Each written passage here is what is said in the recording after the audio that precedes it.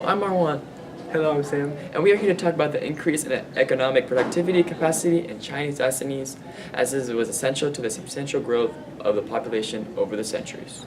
These increases in productivity also created consequences like environmental strains and increased volume of trade.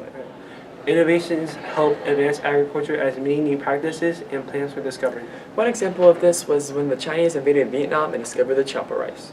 Keep in mind, innovations don't necessarily have to be methods or ideas. They can also be products or items. This champa rice was superior to the previous rice, as this rice allowed 2 harvests in a single season, allowing there to be a surplus of food. Another innovation was the use of harnessing the animals to use and assist in cultivation. Animals like the oxen and the water buffalo are much stronger than humans. Complex irrigations were created as the solution for lack of water, and not only reservoirs were made but also canals, pumps, and water wheels to help transport water.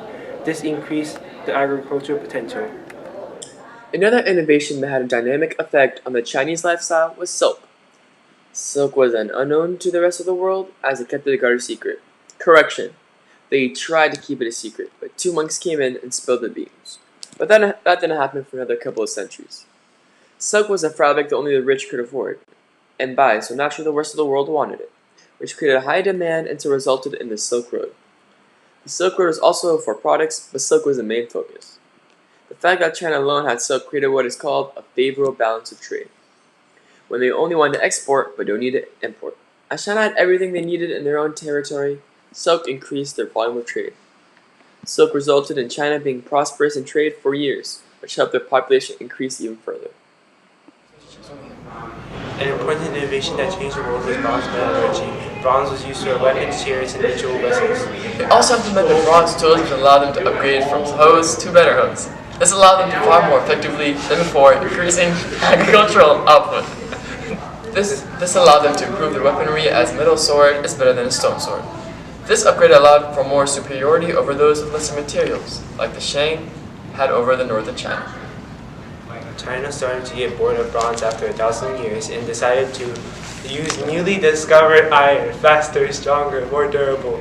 It was a huge upgrade from bronze, but it was eventually used against them by their nomadic neighbors. Another innovation spread and created was the saddle and the horse stirrup. Another innovation spread and created was the saddle and the horse stirrup. These two were created out of a need for more comfortable and efficient transportation on the horse. The saddle allowed cushioning, and the stirrup allowed an increase in the maneuverability of the horse. These factors have brought in a huge boost in population, as it tripled, which is part of the reason why China is the most populated country in the world today. This reflected the productivity of the agricultural economy and the distribution of food. The increased food from the innovations encouraged increased urbanization to occur. China was so advanced that by the Song Dynasty, it was the most urbanized land in the world. These innovations were created to deal with the environment's flaws.